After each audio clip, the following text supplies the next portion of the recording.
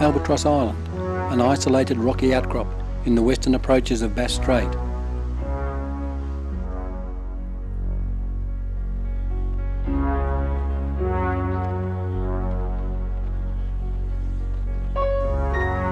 Home of the Shy Albatross, the island is something of a mecca for sea canoeists.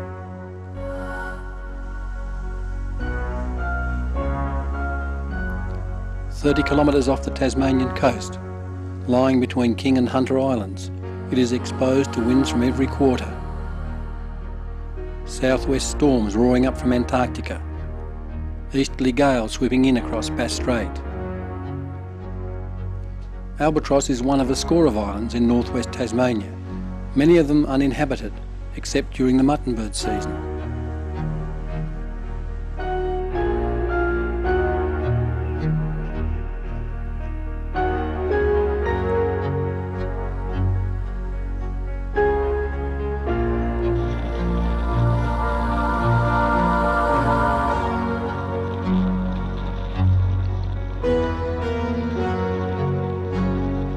Members of the Matsyka Canoe Club have visited Albatross Island 3 times, in 1988, 1993 and 1996. Trips in this area can be a challenging experience. Changeable weather conditions nearly always bring strong winds and rough seas.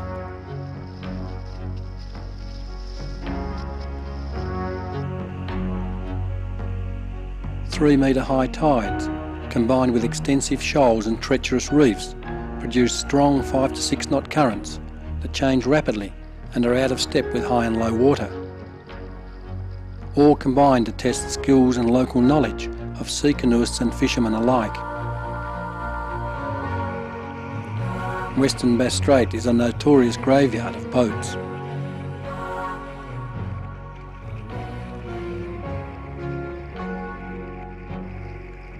This video is a record of the Matsyka Canoe Club's 1993 and 1996 trips to Albatross Island.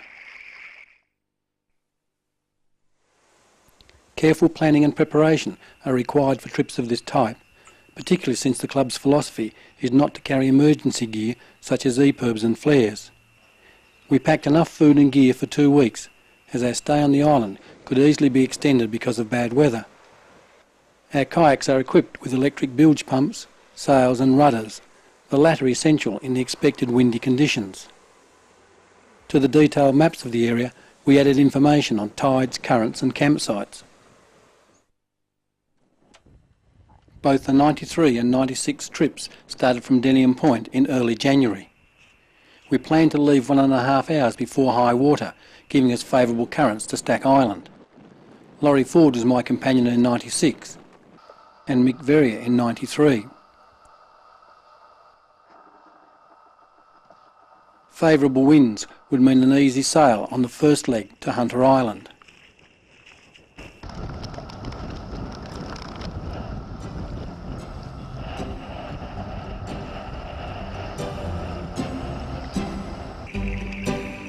Hunter Island was 20 kilometres away.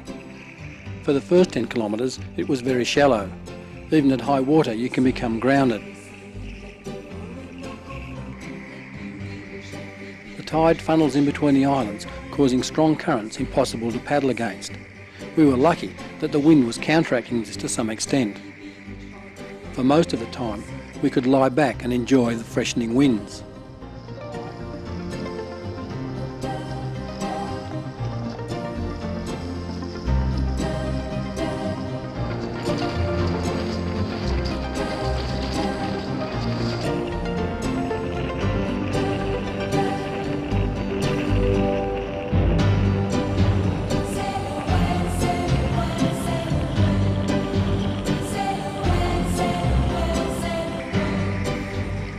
As we neared Stack Island, hard paddling was needed to avoid being swept out into the Southern Ocean by a strongly flooding tide.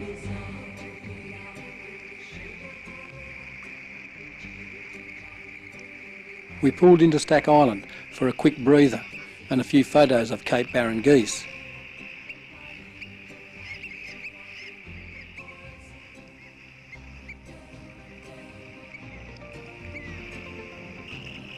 Then we crossed over to the southern end of Hunter Island and the mutton birder's hut, where we planned to stay the first night.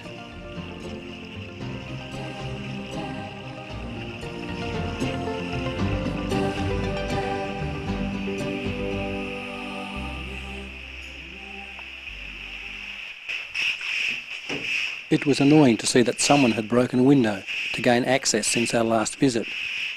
Laurie cleaned up the mess, including a few million ants.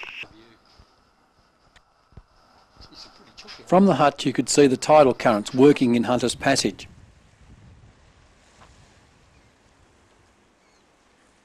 To the southwest lay the two Doughboys and Trefoil Island, while further west was Steep Island and Nares Rocks. Later on, the usual west coast sunset was followed by a rising full moon.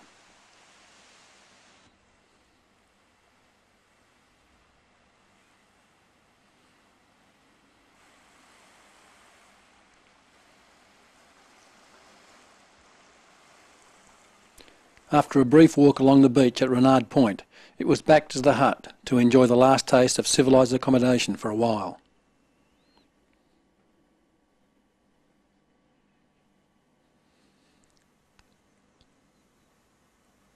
In '93, the next day began with a glorious sunrise heralding a perfect day for crossing to Albatross Island.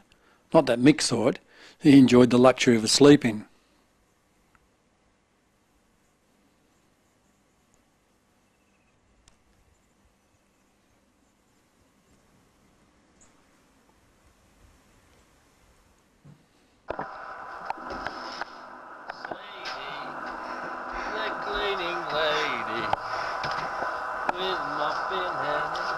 Morning chores over, we had a leisurely start to our trip up the western side of Hunter Island, in the best conditions either of us had ever seen in this area. Virtually no swell and even less wind.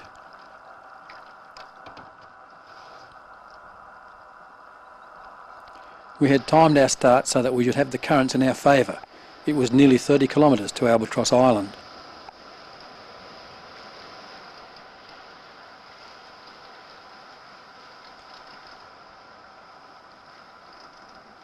We passed Steep Island out to our west and headed north up the coast.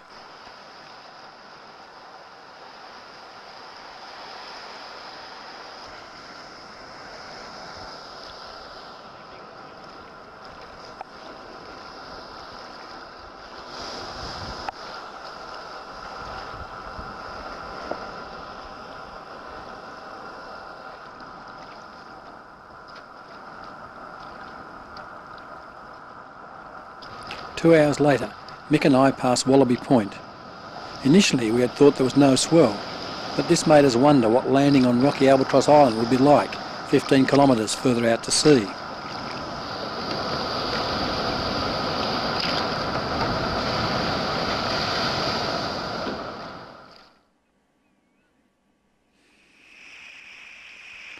In '96, the weather was less than kind, but still good for paddling. Laurie and I rounded Weber Point. To the south lay the Doughboys and Trefoil Island, which we had initially planned to visit on this trip, but since we would be going there in March for our AGM, we gave them a miss. We followed the shoreline of Hunter Island for about 2 kilometres before deciding to head out to Steep Island for a look. Neither of us had been out there before. It is only about 5 kilometres off the coast, but is usually too rough to visit, being in an exposed position, and it doesn't look particularly interesting from a distance. The eastern side of the island is covered with muttonbird rookeries. We noticed some birders' huts above the pebbly beach and decided to land and reconnoitre.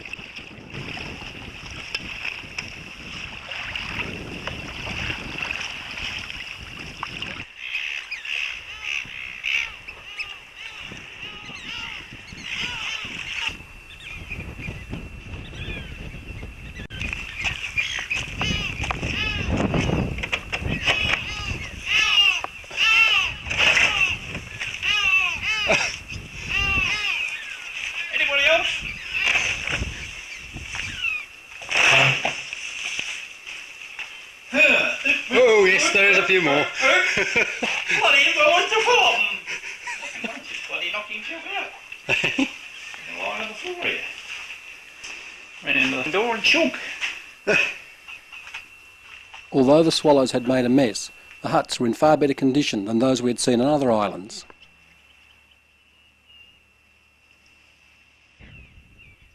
The thong was quite an ingenious way of keeping the door closed.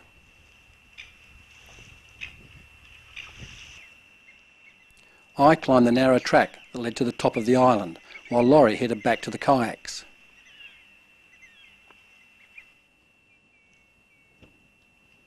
Carefully negotiating the ankle-breaking muttonbird burrows, I was completely unprepared for what was over the top.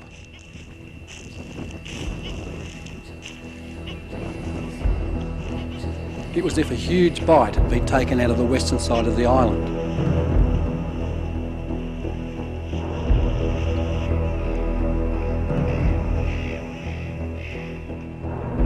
Maybe the island was volcanic and the central section had been blasted away in some huge explosion.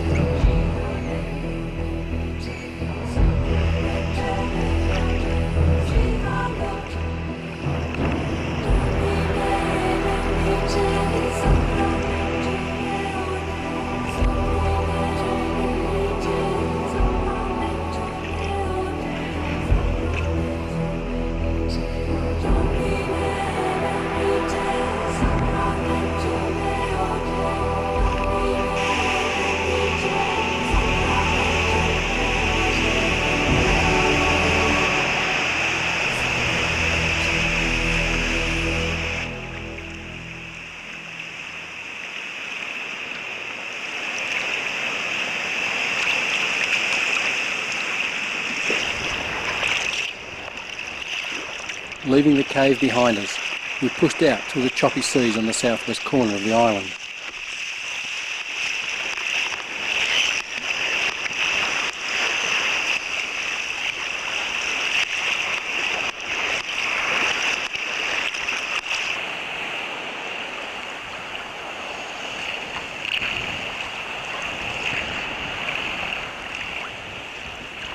Crossing back to Hunter Island, we headed north again, hugging the shore.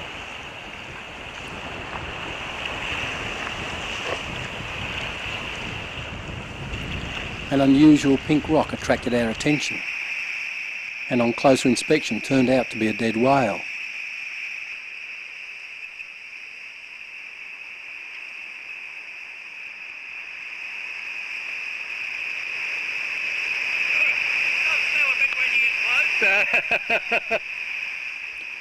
Judging by the body shape, it was a humpback whale, quite common in these waters. Now we were rounding Wallaby Point, where we stopped briefly for lunch.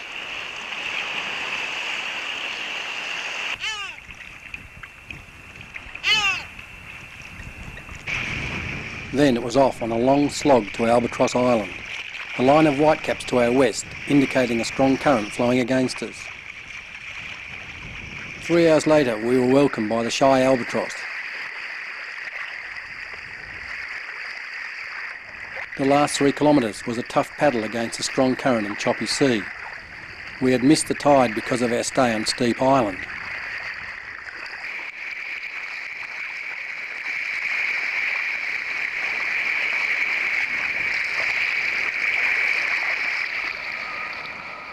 How different from the 93 trip, when Mick and I cruised up to the rocky cliffs in perfect conditions.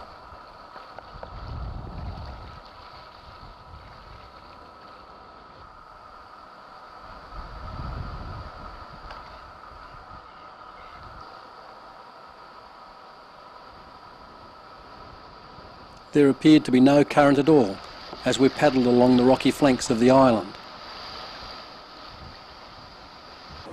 heading for a small gully on the northeastern end, the only feasible place to land.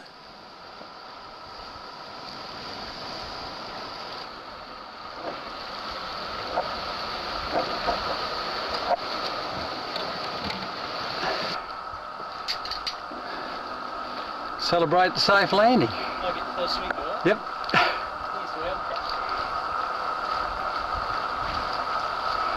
It's probably warm. After hauling our boats up to a safe level, we climbed the gully that runs through the island. This led to a series of caves.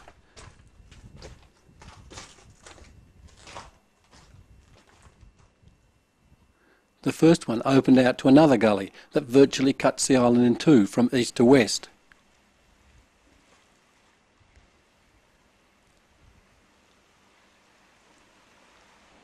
From here you could see Hunter and 3 Hummock Islands.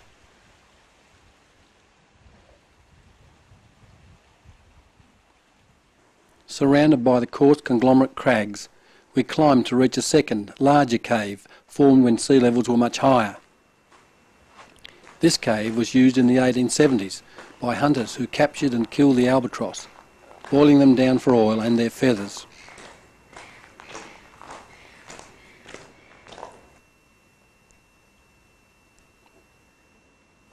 The floor of this cave was strewn with heaps of albatross bones.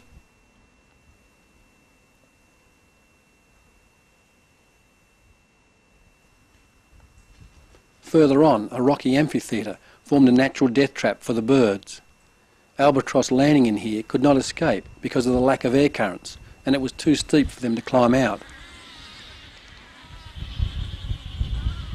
Laurie did his good deed for the day and rescued 2 complaining birds from certain death.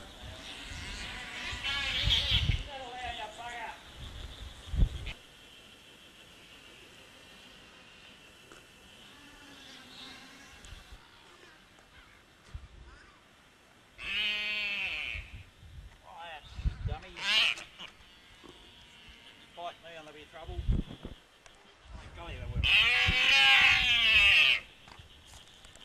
Throw you back over the bloody side again.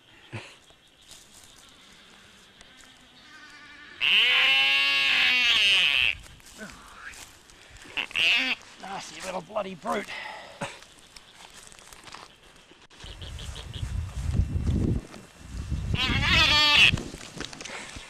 Take off your jacket.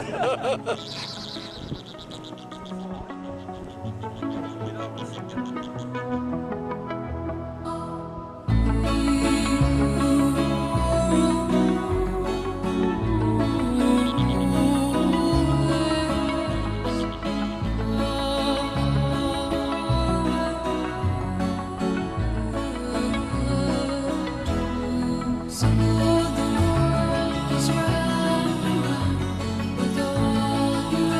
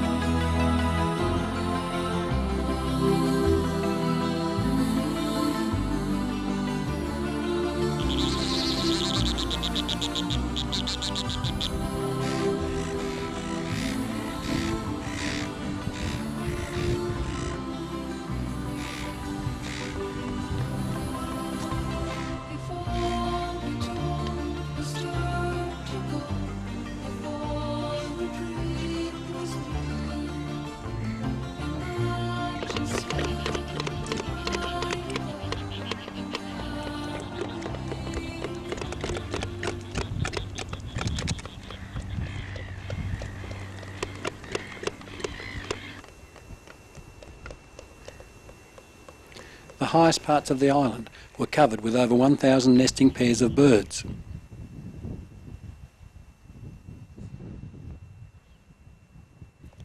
Shy albatross are magnificent creatures with a wingspan of over 2 metres and aristocratic features.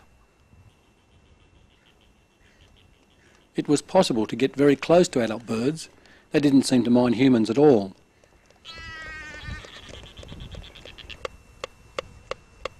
The chicks, however, had a tendency to vomit the contents of their stomachs over your shoes if you got too close.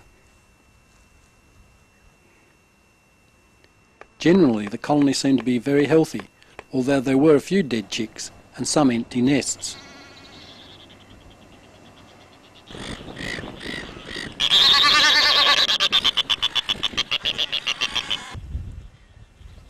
We all took the opportunity to observe the behaviour of the albatross at close quarters. There was remarkably little aggression between birds, especially considering how close they live together.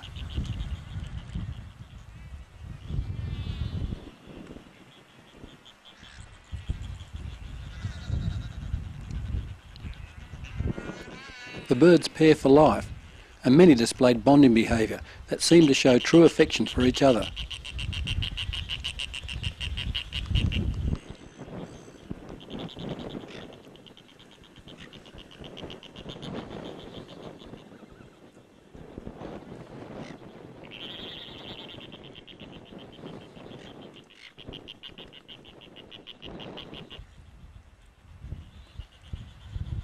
We sat for hours, just watching these immaculate gentle giants of the air.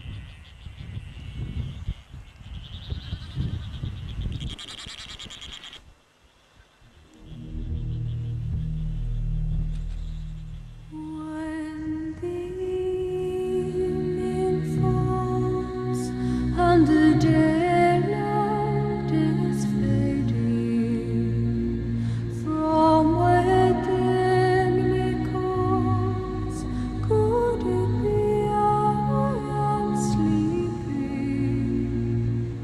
For a moment I stray, and then it holds me close to home. I cannot say, close to home, feeling so far away.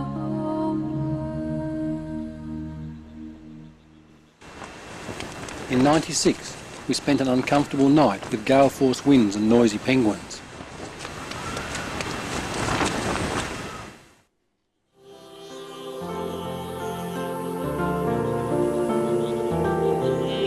The second day on the island in '93 began with another magnificent sunrise.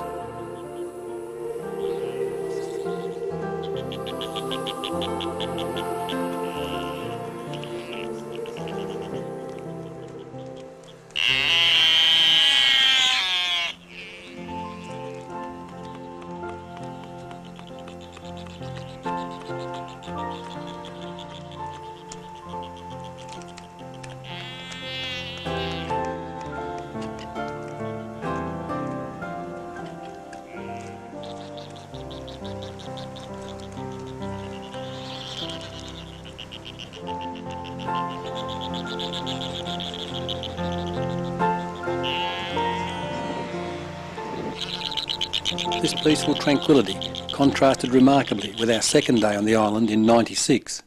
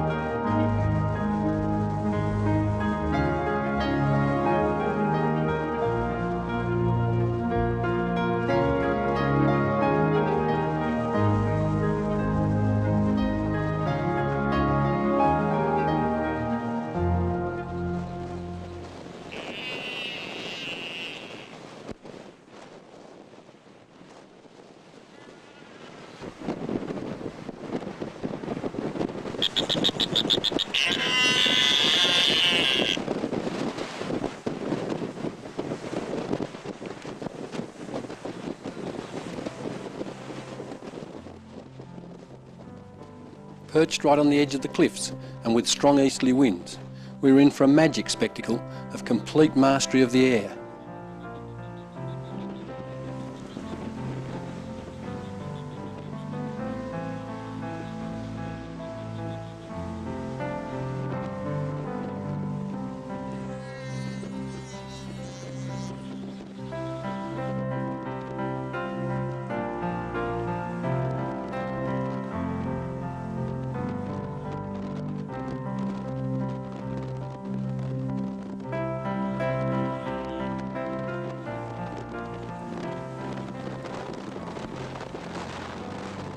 We were so close to them, they almost seemed tame.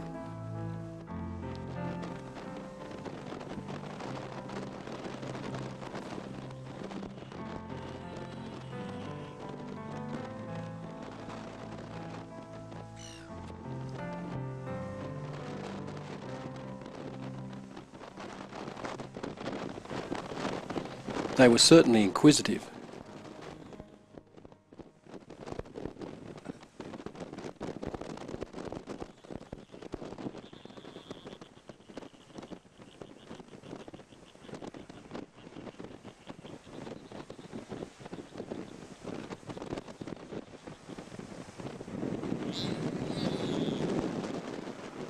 Laurie and I sat for hours, enthralled by the freedom with which the birds effortlessly use the air currents.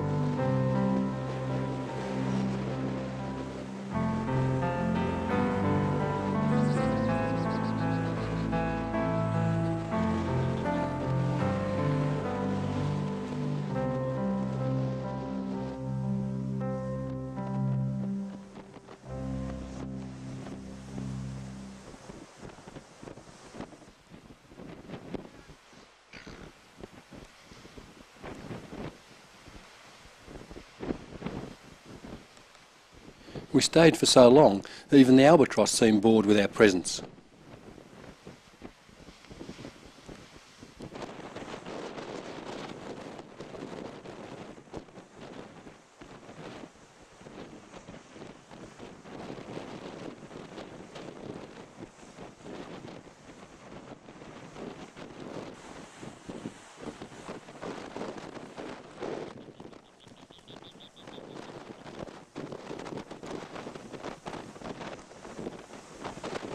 Albatross behind the cliff had to scramble somewhat ungainly to the edge for lift-off. But once there,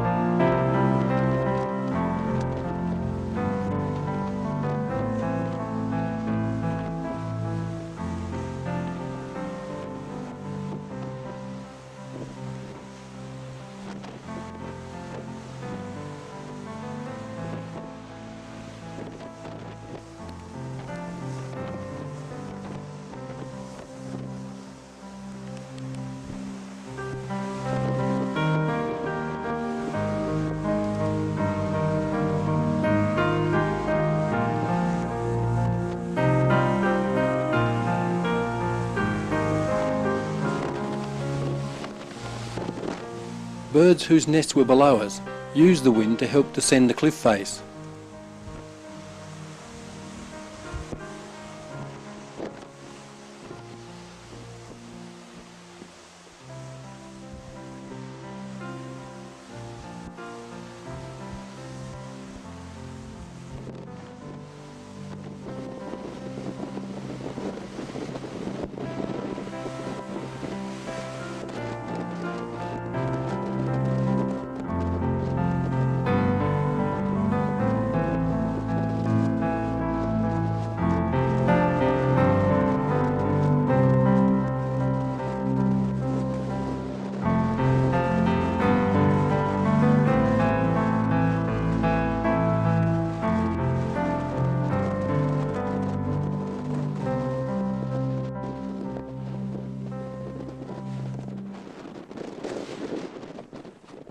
A computerised weather station had been installed since our visit in '93.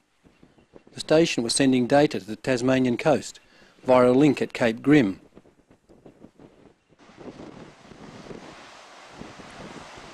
Although the weather and sea conditions were moderating, there was still too much swell rolling into the gulch for us to launch comfortably.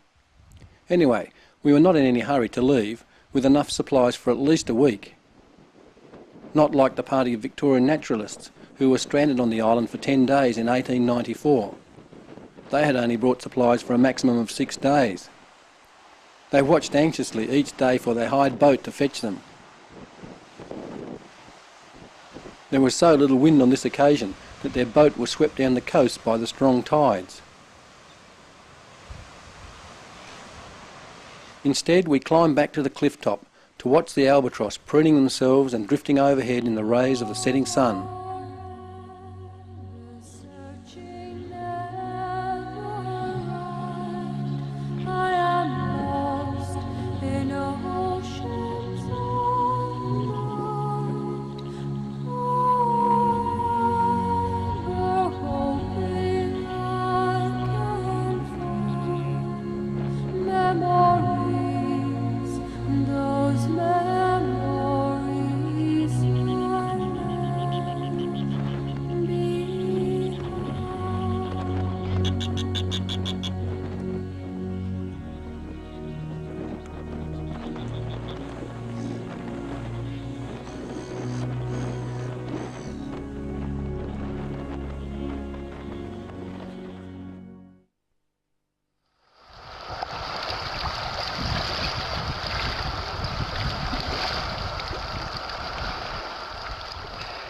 In '93, we spent only one night on the island, and launching next day was a breeze in the still, calm conditions.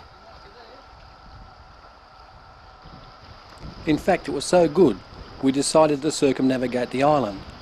We threaded our way through the rocks on the northern end of the island.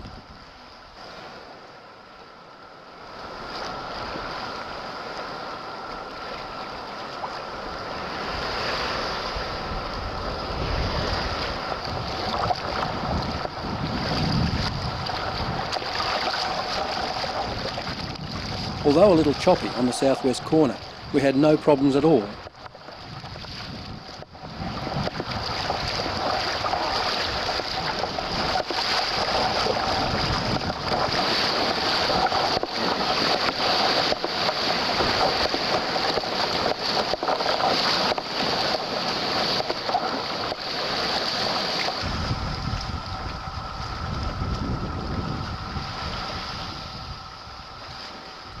The eastern side was sheltered, and we hugged the shore, trying to sneak up on some fur seals, which we had seen when landing. But they were very timid and soon swam off.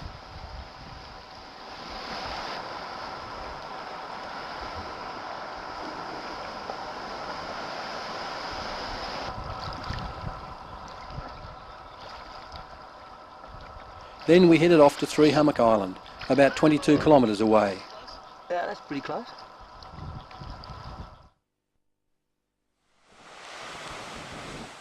In '96, things weren't so easy. We watched the gulch, trying to pick the pattern of swells that was still rolling in. As the tide receded, conditions improved, and we decided to give it a go. Because my boat was the heaviest, with all the video gear, Laurie helped me launch. Due to the weight of the boat, we slipped going down the edge of the rocks, but after hurried entry, I was safe in deep water. Laurie watched for the 3 big swells, but was caught by a wave. He quickly pushed his boat out and paddled it out like a surfboard before hauling himself into the cockpit.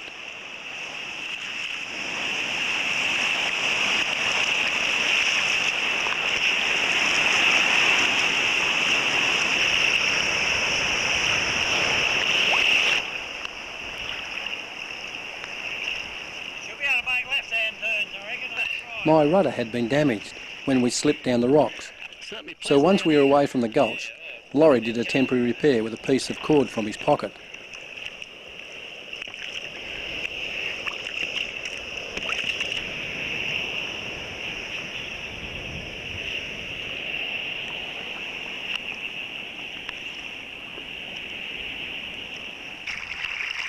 The Albatross were out to farewell us as we headed off for 3 Hummock Island. A flock of muttonbirds took off from the water in front of us. We had a quick discussion and changed course to visit Dangerous Banks, an area we would normally stay well clear of. The tide and wind conditions today would prevent us from being drawn into this formidable area with its haystacks exploding upwards as high as houses.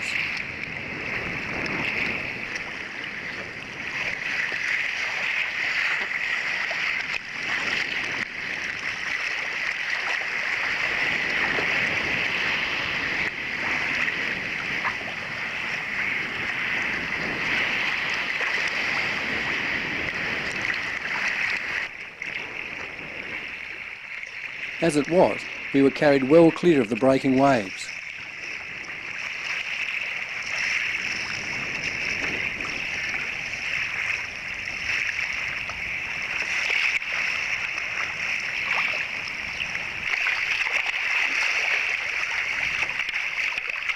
I've got a decent day ashore. Yeah, let's hope so.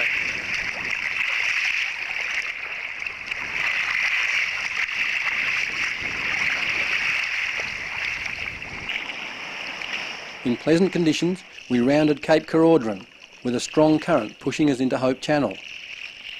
The sea was now really flat calm.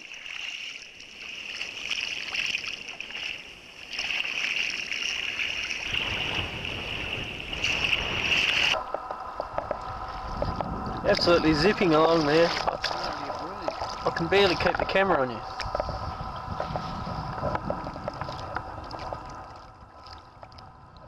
In '93, we'd had similar light conditions.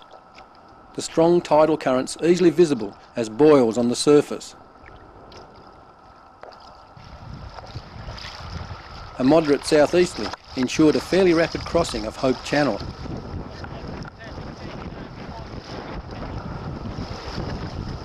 We were heading for Five Sisters Beach on the western end of the island.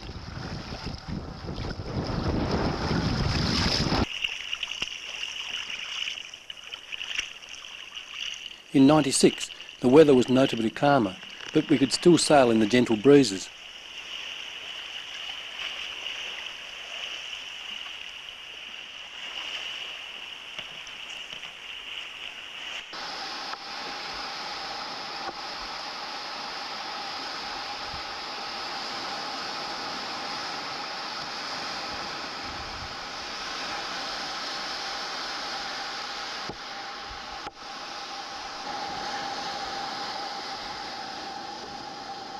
As we landed in '93, the Allistons had just returned by plane.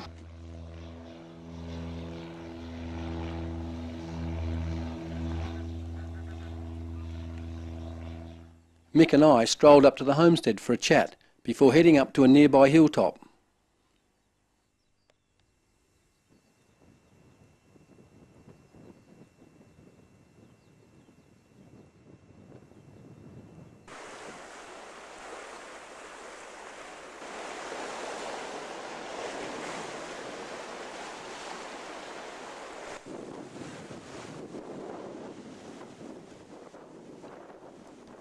Later, Mick went trolling in his kayak, while I explored the rock formations on Burgess Point.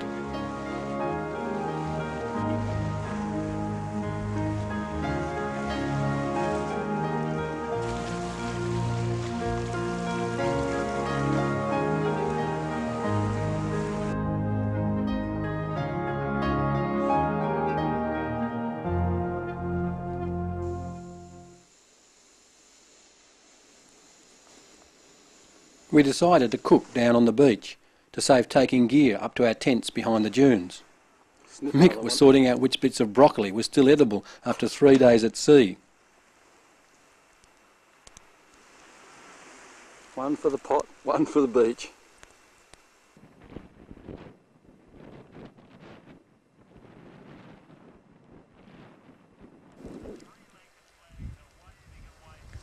We settled down around a good campfire in pleasant conditions.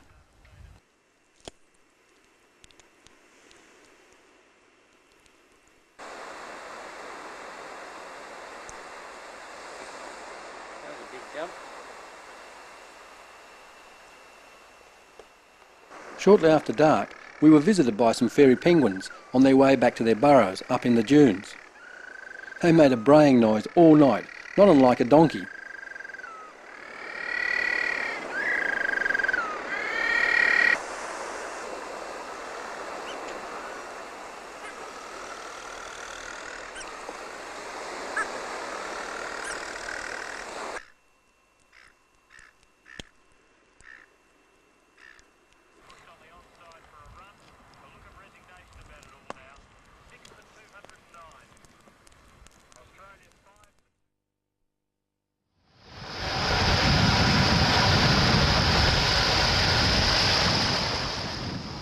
The following day was fine and clear.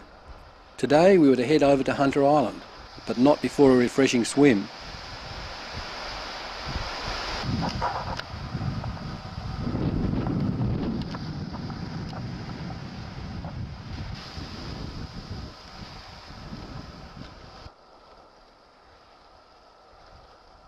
Mick embarrassingly forgot to put on his rear hatch cover before leaving. It was quite a feat in a North Sea tourer to remedy this without capsizing.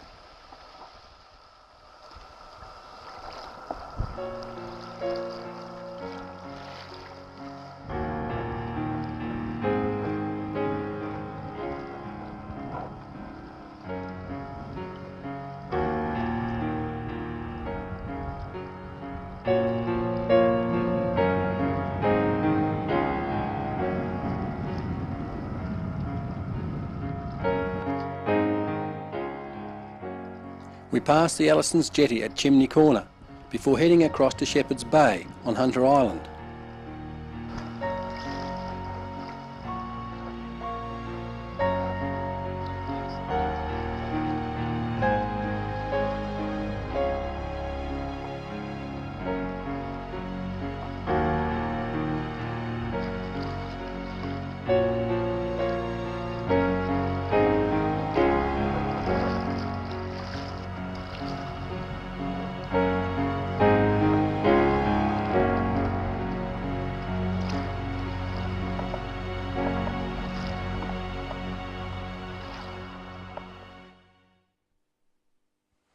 In '96, the day dawned overcast and cool. From a vantage point on the dunes, I looked over to Coulomb Bay and Ranger Point. We were going round the northern side of the island to East Telegraph Bay, from where we would probably climb South Hummock.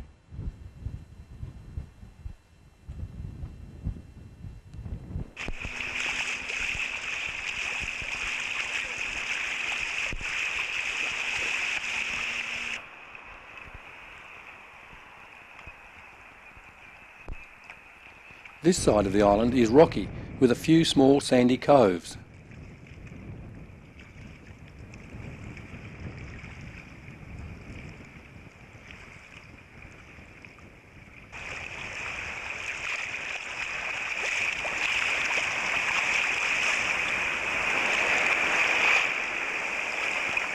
Near Shark Bay, we came across the yacht Sooty Petrel from Launceston.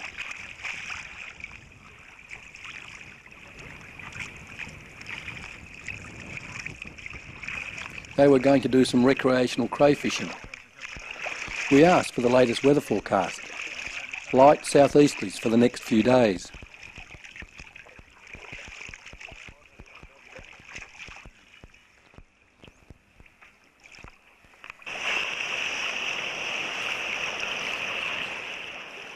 Pushing on, we rounded Cape Rochon with surprisingly little current.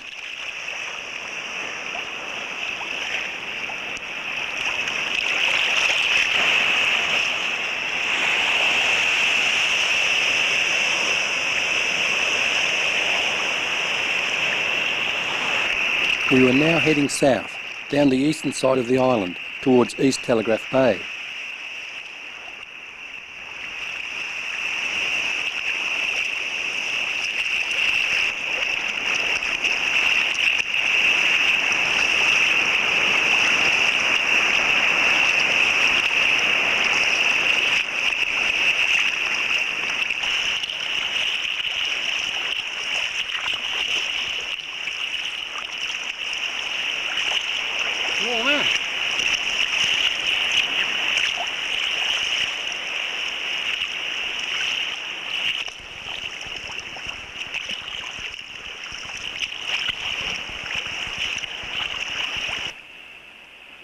clouds had cleared and we paddled in warm conditions with just enough breeze to sail.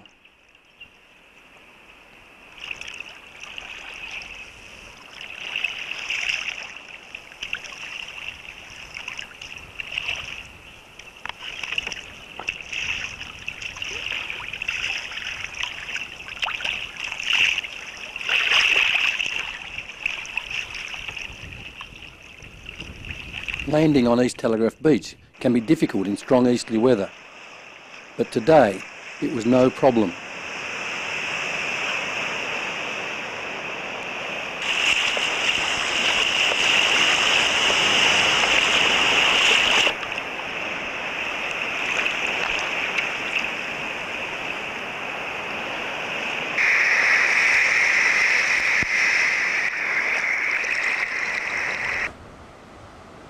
We set up camp on the edge of a dry creek bed down on the beach.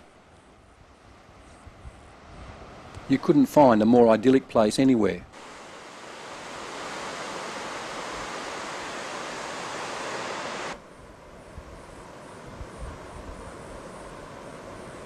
Got a couple of nude women, a young bikini-clad girls or something.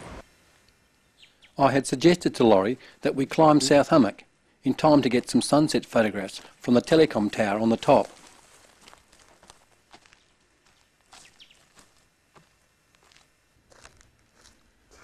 This would mean walking back for at least an hour in the dark, but there was a good track for at least half the way.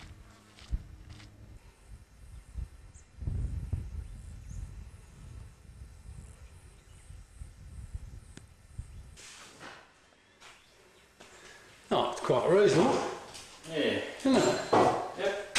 Telephone work? Hello? Operator? I've gone dead.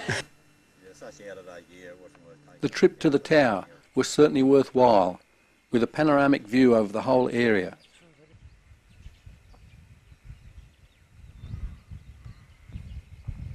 We looked west to Hunter Island.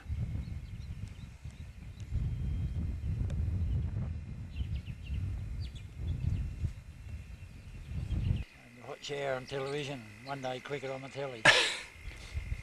To the south, you could just make out Walker Island on the horizon.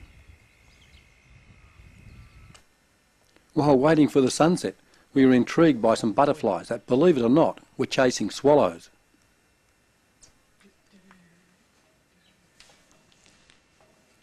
At about 8:45, we climbed the tower again for the sunset. Yep. I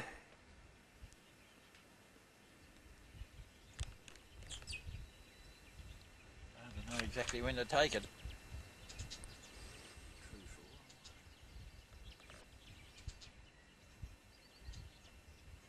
As the sun went down, we could clearly see Steep Island where we had been 4 days ago.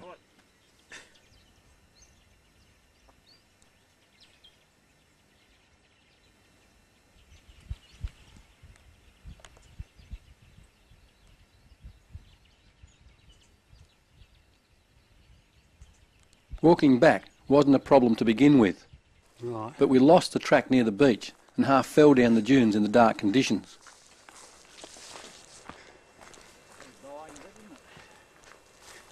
Yeah, well, the new battery. Oh, that'll do.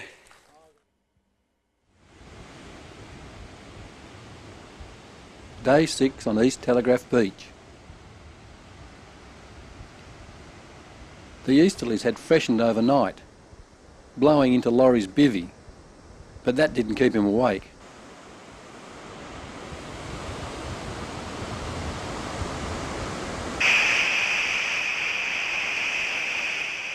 The waves had picked up a little, but not enough to bother us.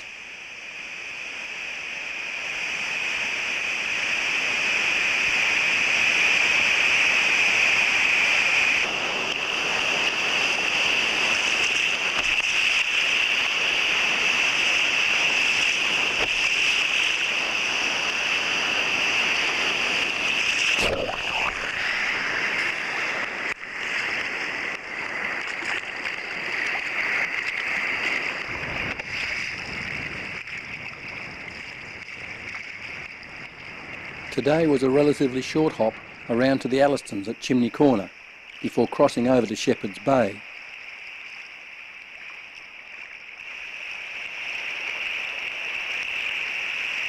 As usual, we stayed close inshore so that we could scrutinise the coast for likely campsites for future trips.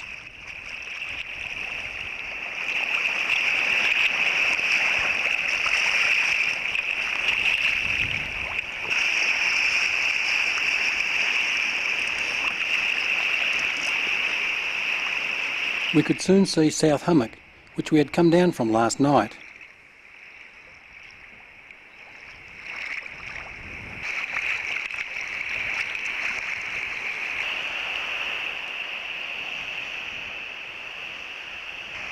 Near Neal's Rocks, we landed to check out one of the few permanent sources of fresh water on these islands.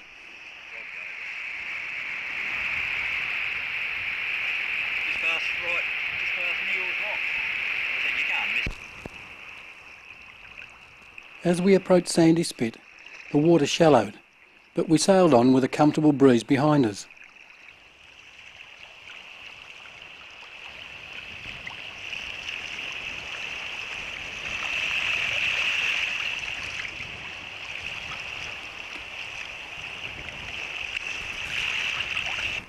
At Chimney Corner, we came across another yacht.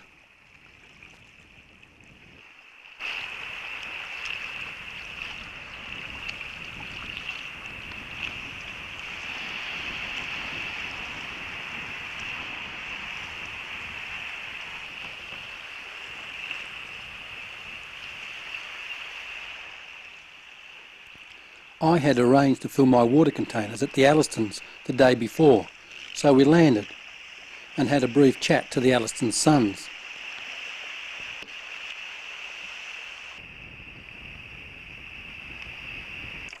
Then we headed out across Hope Channel to Shepherd's Bay.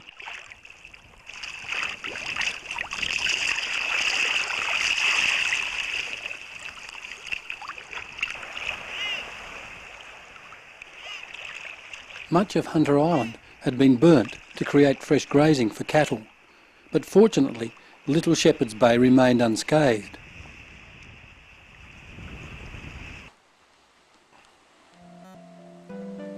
Crossing Hope Channel can be quite rough with strong tides, but today it had been easy in ideal conditions.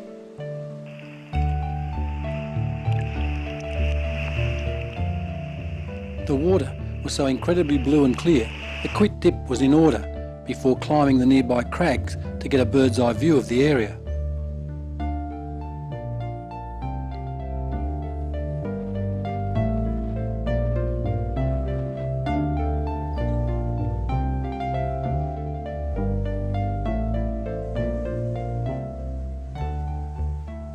Laurie had climbed the opposite crag, and we sat back and enjoyed the vista below. Three Hummock lay off to the east.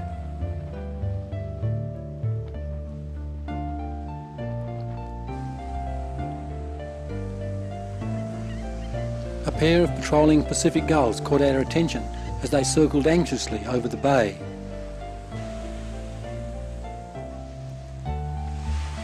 Back on the beach revealed why. They had a chick which had strayed from its nest.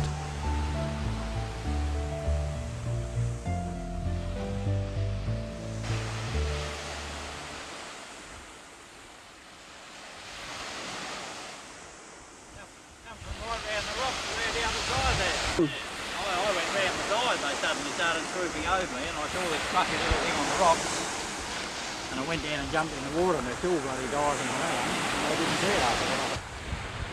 These two were certainly swooping on me. Our campsite was tucked away in trees behind the beach. It was so protected that you wouldn't have been disturbed even in a gale.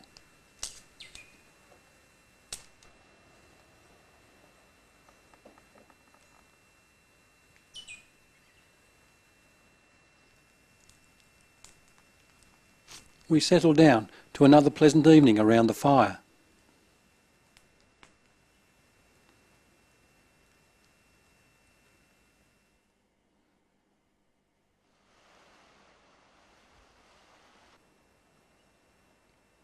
Next morning we could hardly believe our luck, with 7 straight days of fine weather. You couldn't wish for better conditions than this. Mind you, as soon as we got back, we had 2 weeks of constant gales.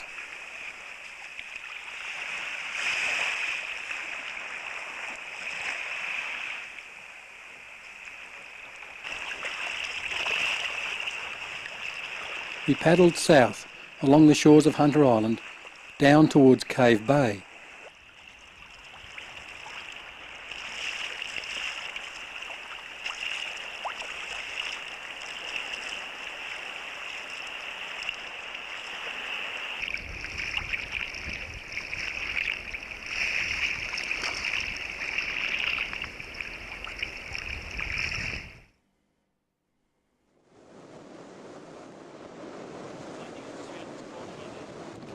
On the 93 trip, Mick and I climbed the cliffs and visited the cave.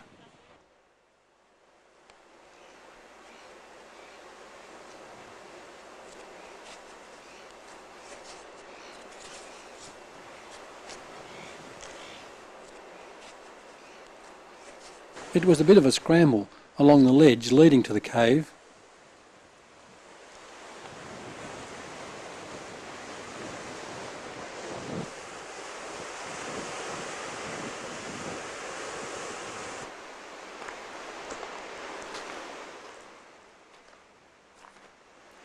The cave had been investigated by Dr. Bodler in 1973. The artefacts found date the occupation of the cave by Tasmanian Aborigines to around 30,000 years ago.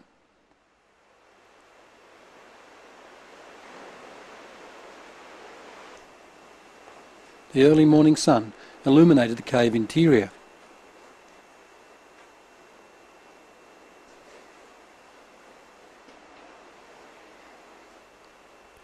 We didn't see any signs of habitation, but Mick found a mummified possum at the cave entrance. Later we walked up to visit Rick Lawrence at the homestead and stayed till late before returning to our tents on the beach.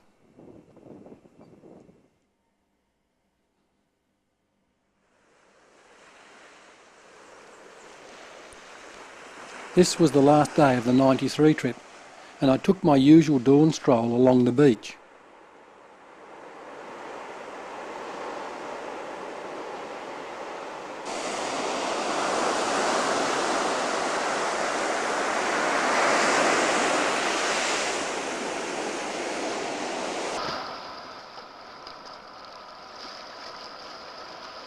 At the slipway, we donned our gear and set sail for Denham Hill via Stack Island.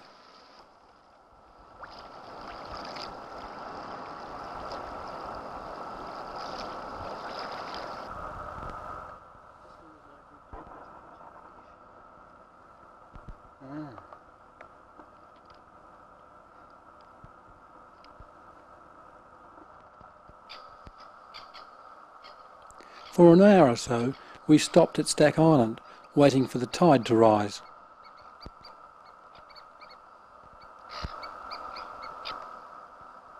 I climbed a rocky crag for a better view over the islands. To the south once again lay the Doughboys and Trefoil. To the north was Big Hummock. I had plenty of time to explore the island while waiting for the tide.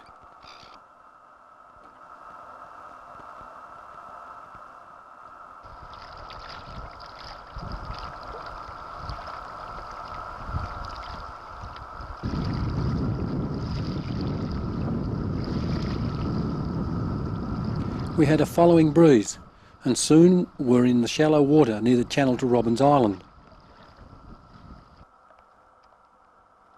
We were startled by a number of large rays that we disturbed in the shallows.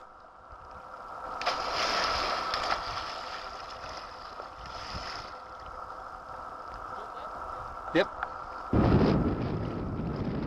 It is quite difficult to find the right channel out here, as everything is so flat and featureless. We tried to avoid getting out of our kayaks, but eventually had to resort to dragging them across 400 metres of sand to get into the right channel.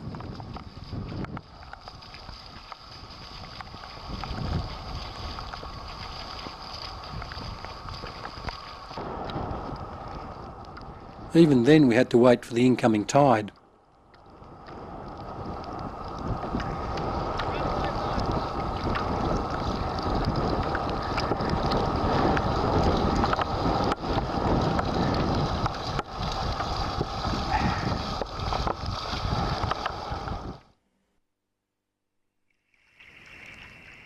In '96 we didn't land at Cave Bay as Rick Lawrence was away. Instead we went out to Penguin Islet on our way to Walker Island.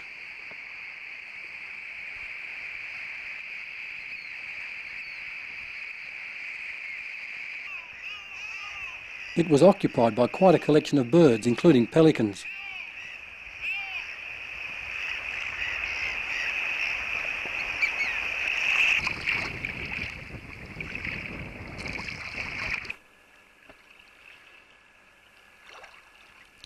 Laurie had calculated that to get into Walker Channel we had to paddle on our present bearing for another 55 minutes.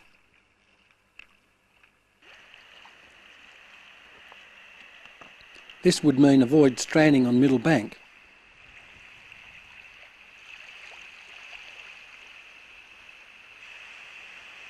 As it was, we stopped on the bank so that I could change the batteries in the video camera.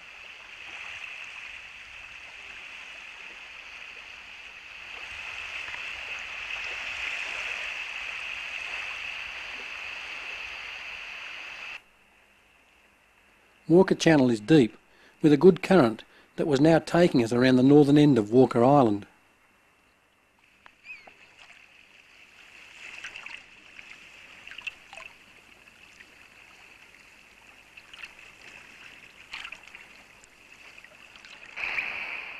We stopped for lunch on rounding the point and then turned south down the eastern side of the island, passing the spectacular Cathedral Rocks.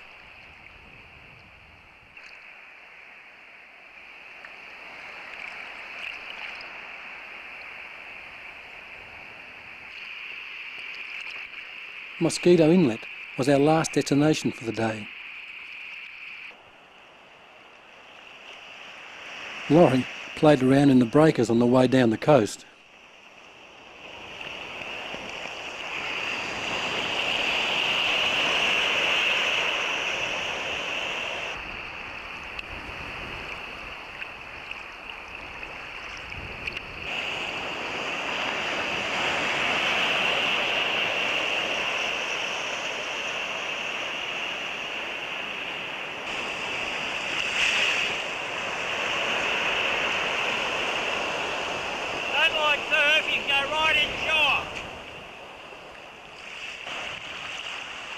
It wasn't long before we turned and ran into the inlet on a flooding tide.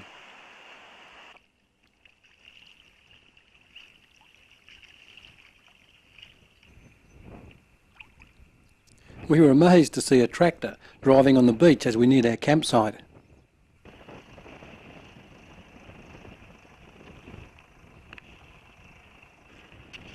They were out on the sand, setting a net before the tide came in. We left our kayaks to drift in with the tide while we set up camp in a shelter shed nearby.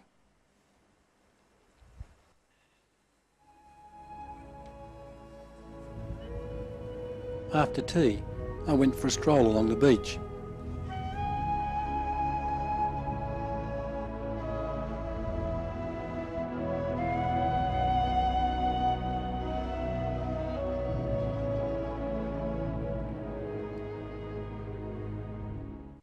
We needed a 5 o'clock start on the last day to catch the tide into Robin's Passage.